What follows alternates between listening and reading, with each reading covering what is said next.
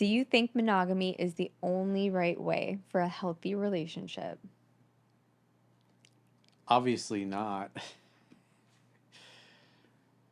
It really depends on what you're looking for. If you're going to be exclusive and monogamous with one person, say you're Christian or you're Muslim or you're Jewish and you believe in a man and a woman being married for their whole lives, even though, what, 50, 60% of them end in divorce.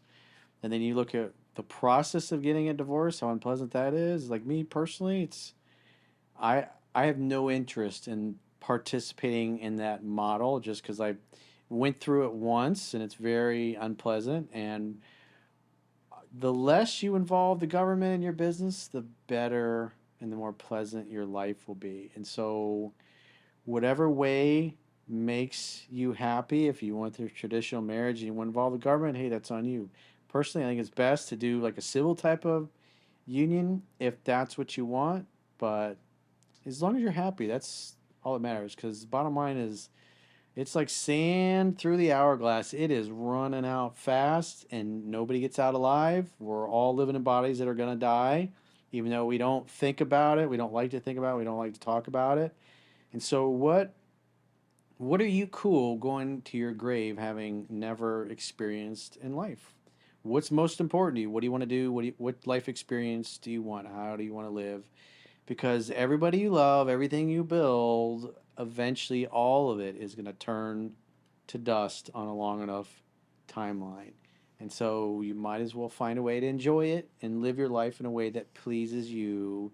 And who cares what other people think? Because no matter what you do, people are going to complain. All you got to do is go to the comments. People are complaining that I haven't gotten married and stayed with one person forever. And it's like, well, that's me. That's my life path. It's, if you don't like that, that's okay. You can choose something different for you. I'm doing what makes me happy.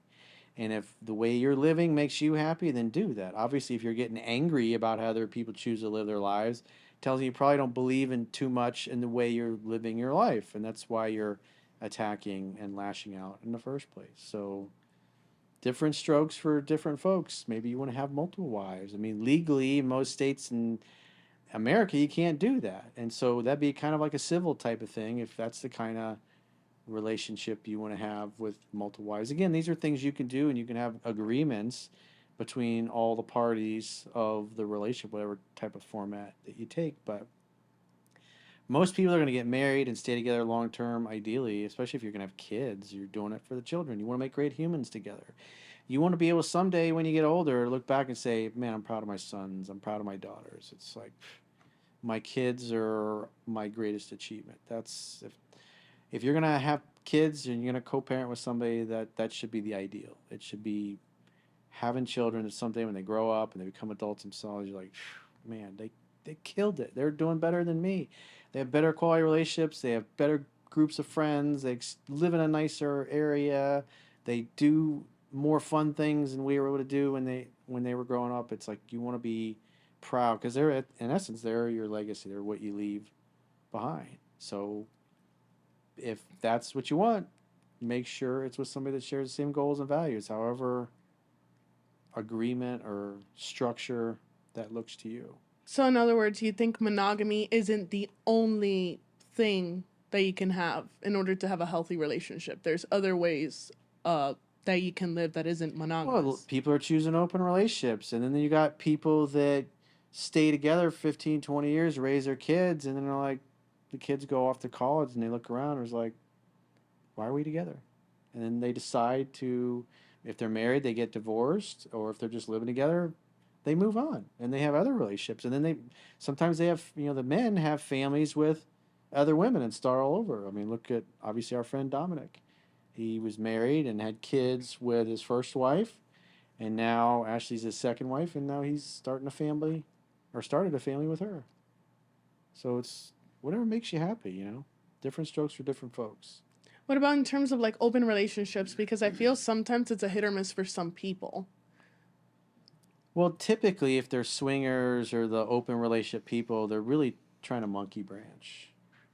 So they're trying to hold on what they had or have, hoping they can find somebody better. Because typically, like we've talked about, the people in the swingers community, that especially when the one one person from one relationship leaves to go be with somebody else that's supposedly in a exclusive type of relationship other than the swinging, and then they go and start a relationship together, and then there's butthurt feelings. Oh, you broke my family up. You took my wife. You took my husband, and those things happen. A lot of people get married that should be married. I mean, just a small percentage of people that are in long term relationships. I mean, how many people do you know, friends, family members, that have a long term relationship where you're like, man, they've been together decades. They're both fit. They both look good. They really seem to be happy. They have a lot of fun together. They love being married. I mean, is that something that you see a huge abundance of in life, or is that something you see? It's like very few people have what you would go, man. I'd love to be in a relationship with somebody like that. I'd love to have that kind of relationship. 50-50. 50% of the people you know, you're envious of their relationship. I'm not envious of anything. But I'm going to say 50, it's 50-50. That like either half of the people that I know that are married and have kids both love each other, take care of themselves, and then take care of their relationship because they put themselves first and their relationship is like super stable. And then there's like another 50% where either there's codependency issues or people aren't like taking care of themselves or they're straying from the relationship. So 50% of the couples you know, you're like, oh, I would totally love to be in a relationship with somebody like that. Yeah. Really? Yes. That's pretty high. My generation's different. It's our generation. Our generation's 50% great. of the people you know in long term relationships, that's just everybody, not just people your age. Everybody in Yes. general, Yes. old people, young people. Yes. You think half of them got something you're like, you admire. Yes. And you'd want to have that. Yes. 50% of everybody who I know. Doesn't matter the age group. We all thought Tom Brady and Giselle were happy. No, I never said that. Most people did. That was a public perception.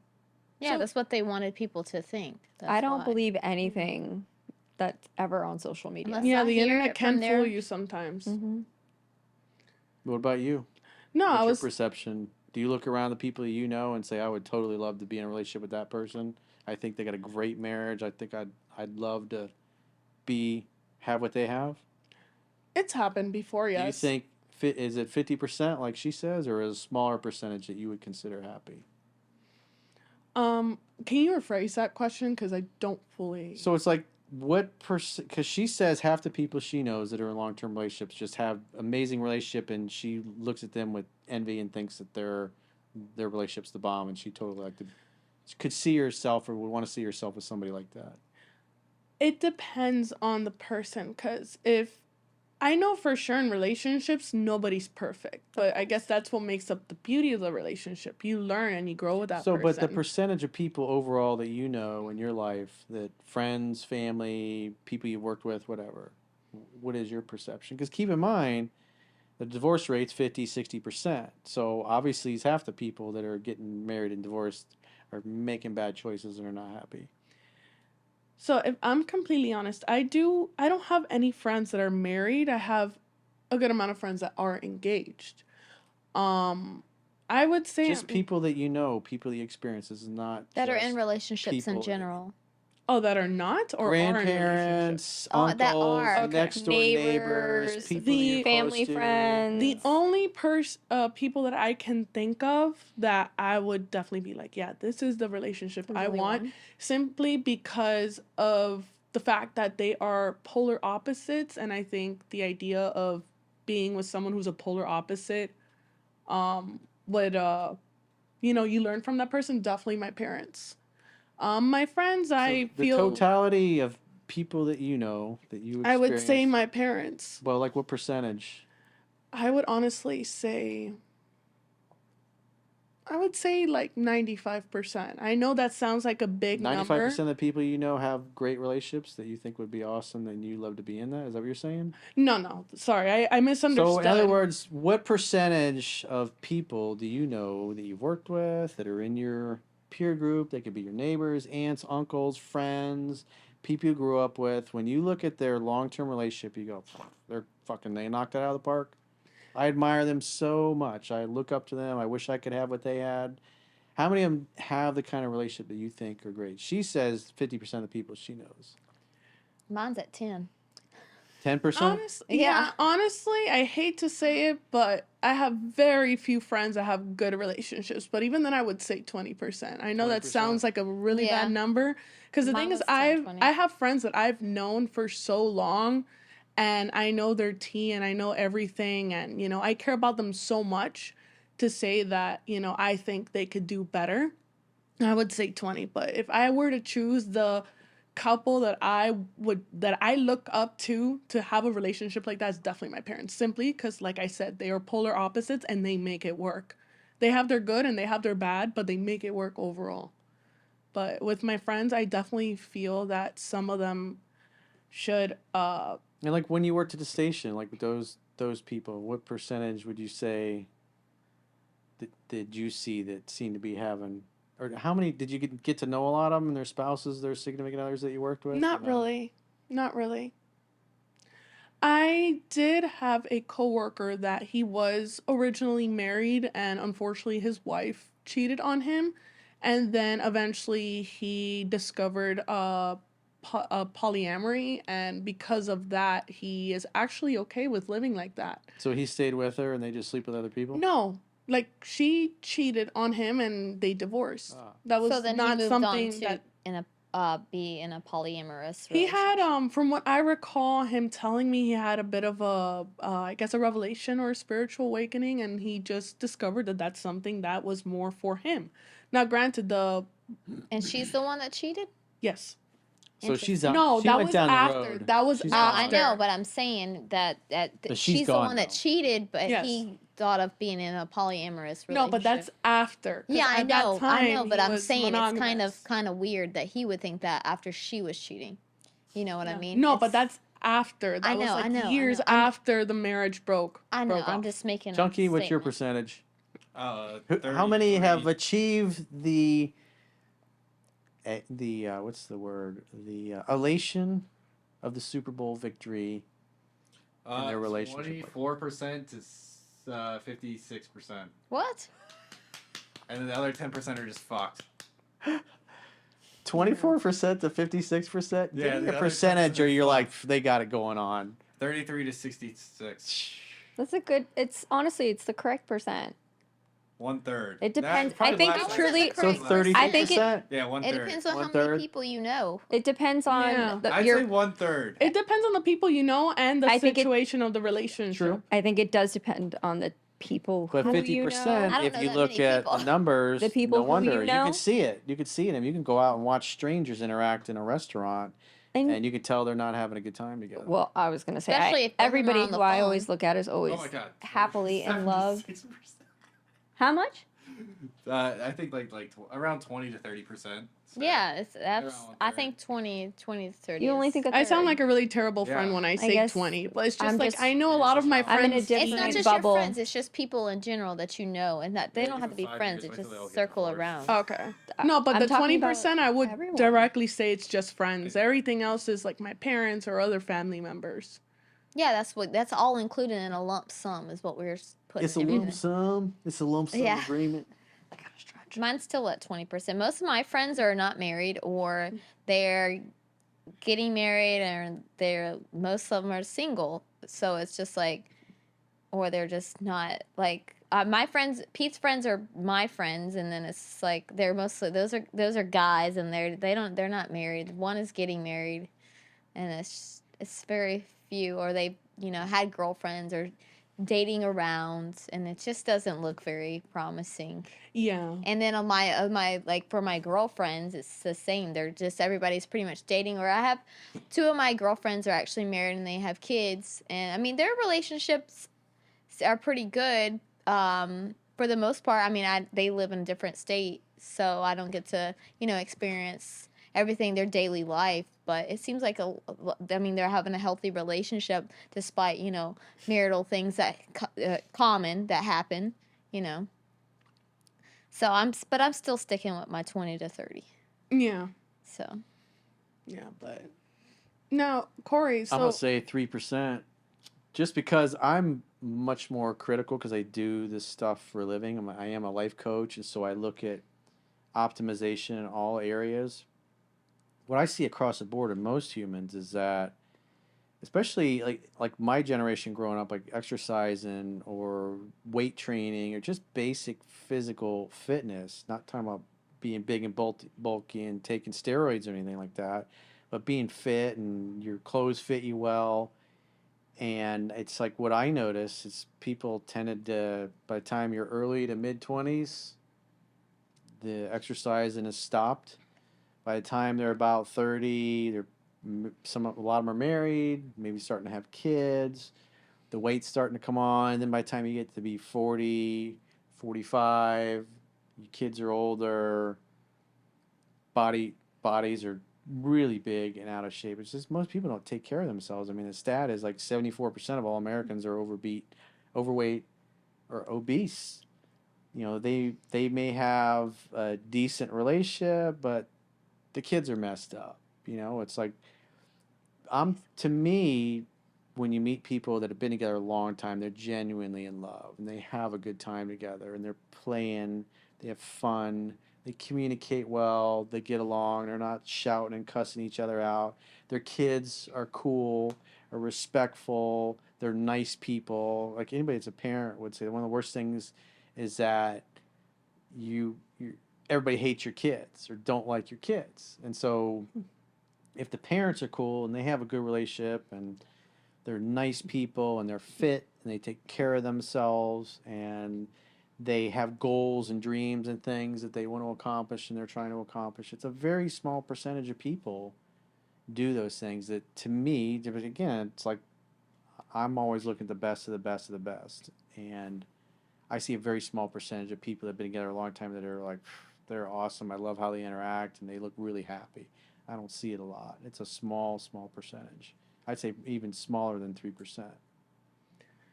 But back to like what I was saying earlier. So you Because were one more thing, mhm. because what happens is, and a lot of guys do this, is they get into a relationship, they get married, they have kids, a few years. It's like they just totally let themselves go, and and then they just balloon up, and then same thing with the wife. She starts to balloon up, and then as the kids get to be teenagers, they're ballooned up, and it's just people just let themselves go, and then the sex stops. They have health problems. They get back problems or whatever. Your body starts breaking down. It's going to have a negative effect on the quality of your life and what you're able to do, especially as you get to be you're in your 40s or 50s. And like most people, you look at them, they're in their 40s or 50s, their bodies are wrecked. They look a lot older, a lot more haggard than they really are. I mean, you look at like Liz Hurley. How many women that are in their 50s can you say she looks so gorgeous. amazing? She looks amazing for her age. So gorgeous. Or like a Selma Hayek. How many of them look that good as they get older? Jennifer Lopez. Well, She looks good. She Yeah. takes care of herself. Yeah. It's hard. Most people don't stick with it, though. But that becomes your standard. And it's not just in that part of your life. It's everything. that's- It's your I mean, business. It's your career. It's yeah, your peer group. they're your disciplined finances. to do those things, and if they lose it, they lose money, they lose their image. So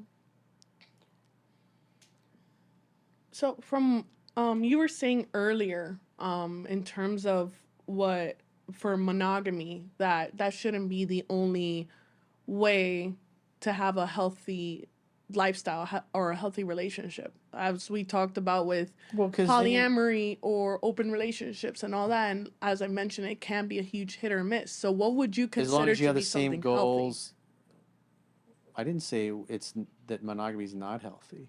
I'm just saying that it's not the only way. Yeah. There's lots of people that have. I mean, you got lesbian relationships, you got gay relationships, you got guys that have multiple girlfriends, you have guys that have multiple wives, you have dudes that are just like to be a free agent. They're very selective.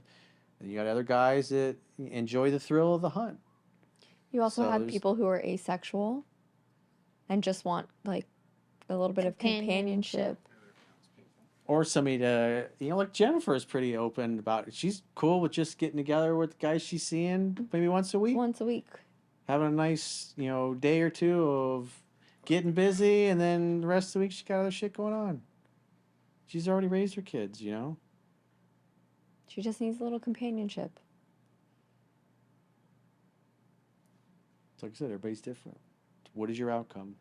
You trying to have kids together? What is it you're trying to do? That's the important thing. You always have to make sure that you're on the same page. Yes. Communication is key. Always. Because if you're not, somebody, a little bit down the road, somebody might get a little bit dumbfounded on what they find out. Mm-hmm. And it's not going to be healthy or easy for either one of you. Yeah, you got to be brutally honest. Yeah. Even if it's a hard conversation or an uncomfortable one, you gotta have it. Right, Jade? Yep, absolutely. Take it from us. But the other thing is monogamy. It's like you're with one person because it's hard enough to find one person you like to be with that you feel like you have a soul connection, and that's why I've stayed in touch with the ones that I've had, and I love hearing from them off and on for throughout the decades. But that's me. I believe we're all spiritual beings having a human experience, and people that you have a good relationship, that love you, that still think highly of you, that still want to stay in touch, whether you're in a relationship exclusively or not. When you're both available at the same time, you can get together and have a blast. And different strokes for different folks, and it depends on the person. Some people want to only be with one person, and then you enjoy the loyalty, the monogamy, waking up with them every day. But in order to enjoy that, you got to genuinely be with people that you want to listen to and who actually want to listen to you as well.